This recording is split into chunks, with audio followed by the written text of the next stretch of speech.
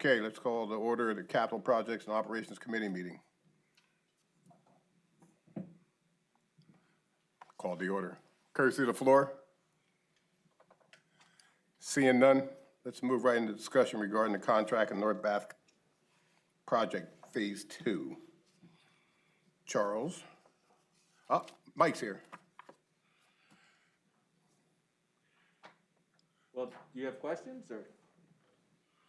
I'm more interested, personally, in how the bidding process works before, because I understand now this thing has already been put out again. Yes. And so Steve Barron will be here any moment now to lay that out for us. Okay. The bidding process itself. Right. So you're interested in the Article 13 process, how that works from soup to nuts?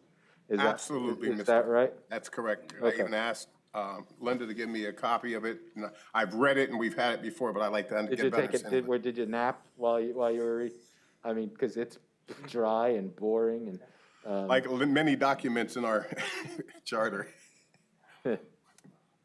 I just want the soup to nuts and how it goes out, how we're doing it.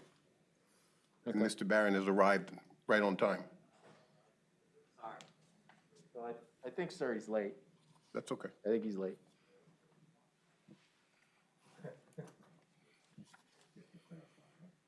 Mr. Barron. Yes, I'd Mr. like Myers. a short synopsis on how this bidding works, if possible.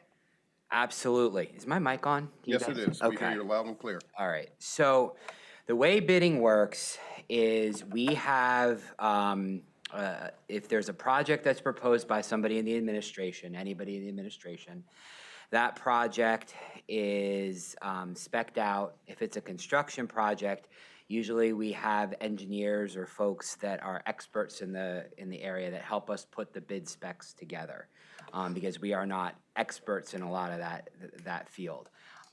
Sometimes if it's just a simple purchase or we're looking for a procured service, a bid is put together by utilizing a professional in the field or somebody from human services, say, if we're looking for a bid. Now, for a construction project, we might solicit an engineer. If it's a mechanical engineer for like a generator, or if it's like a site engineer for, the parking lot we just did, the Melitus parking lot. At that point, once the bid is put together with the list of everything we need to do, it goes out on the street for 30 days, okay? What we do is we put it on a website called Public Purchase, okay? That Public Purchase website is the standard in the state. I think Philadelphia, Allegheny, and either Berks or Bucks, I always get those confused. They're the only three that do not use this website.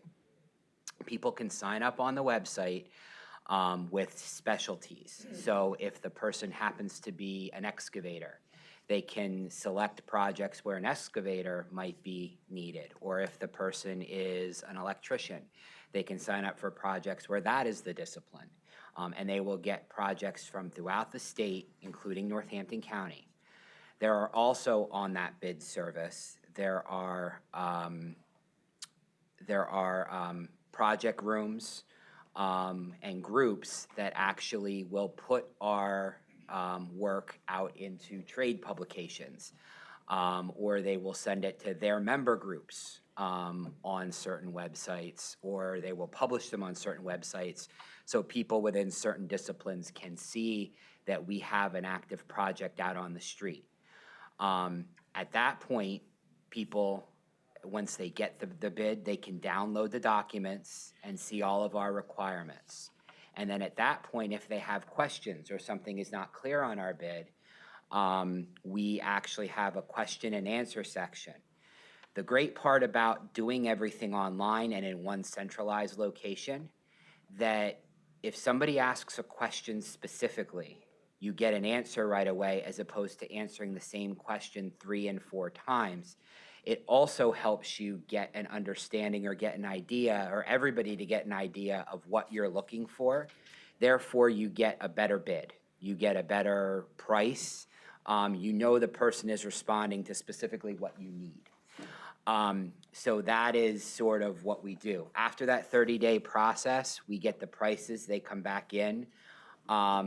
Usually the bids are due by a certain date and time. Those bids go into the purchasing office and they're open at that certain date and time.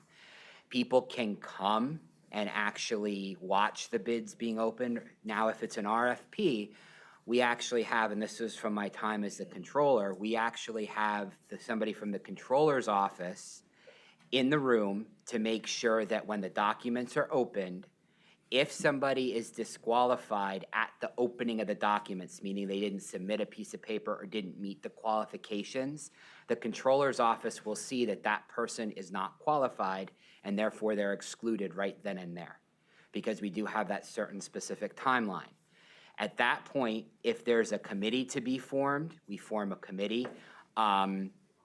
We put out an RFP recently for the pension board for a portion of our pension fund. There was a committee formed with myself and 2 members of county council. And even though it was during COVID, we talked about the bids and we reviewed the bids and made a selection. At that point, we determine what the price is going to be. If the price is over $100,000, we make sure that we get that in front of county council. The procedure right now is to make sure it comes before the finance committee and then it goes to vote of full council. And that's basically the process. Now, there are some services that are excluded. For example, the courts do not follow through. They're specifically excluded in Article 13. And human service contracts are specifically excluded. Oftentimes because time is of the essence and the specialties are not necessarily within the knowledge base of somebody running the general government. So the Director of Human Services and their staff who have the level of expertise in those fields are the ones that determine the qualifications. And since the money comes from the state, there is some subrecipient monitoring from the controller's office, but the state also makes sure that they are qualified to provide the services through the billing hours and the reimbursements that we get. Did I answer? Pretty much. Anybody got any questions? That was pretty informative. That was pretty informative. Tom, you got anything? Okay. So pretty much at this point right now, with this thing already out the bid, this is purely much a moot point, and we're just waiting for that to come back. Is that correct? Yeah, I believe that the bid is out until September 24th is when they're due back. Currently, as of today, when I checked, we had 28 people that accessed the documents. There were several downloads. Most of them were like the planning rooms and stuff like that. But we had 4 people that could potentially be bidders. Not that they're going to bid, but that we would see as people who actually do the work, that are vendors or potential vendors that downloaded the file. So, a planning room is like a group of people where they push out to other folks. Now, that might actually, if there's like a planning room or like a collective group of, say, there's like a trade association for people who do paving or carpentry or electrical work, they will push it out to their folks. And sometimes we actually get more people to sign up on the public purchase. So then that way they're able to get all of our stuff and statewide requests for proposals and bids and things like that.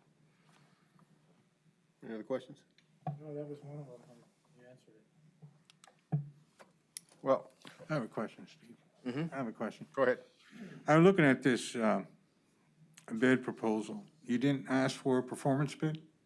Bond, I mean? I'm sorry. So we always get a performance bond with every bid that comes in. We get a performance bond and we get a bid bond. And the bid bond is specifically for, so there's no bid fixing, bid rigging, stuff like that, and that we can hold them to their bid. We do get a performance bond. If we go, so during that bid process, so this would be the second time this project is out for bid. Right. If we don't get a suitable bid, the second time around, then we can actually enter into negotiations. And at that point, if you're negotiating, the price is going to be the price. The bid bond would just be an additional cost to us because obviously the vendor would pass that cost along to us in their ultimate negotiation with us. Okay, this particular project, is this phase two, Mike? That's correct, yes. And how many much more phases do we have with this? There would be a third and final phase. Mike, You want to come up so nobody says, we can't hear you. So this is, Correct. This is for phase two right now. There would be one more, third and final phase. And the reason why that phase was kept separate is because there are three bridges on the Norbath Trail that we would like to rehabilitate. And given the, pretty stark differences in the work between bridge rehabilitation and trail reconstruction, we felt it best to keep those projects separate. okay. No other questions? And this is out to bid? If we don't have any questions? No. Which it doesn't seem to be. We're done. Thank you for coming. Anybody want to make a motion to adjourn? Motion. Thank you, gentlemen. Thank you. 4 o'clock? 3:30, next one, 3:30. 3:30. Economic development. Okay. How are you? Terrific, very good.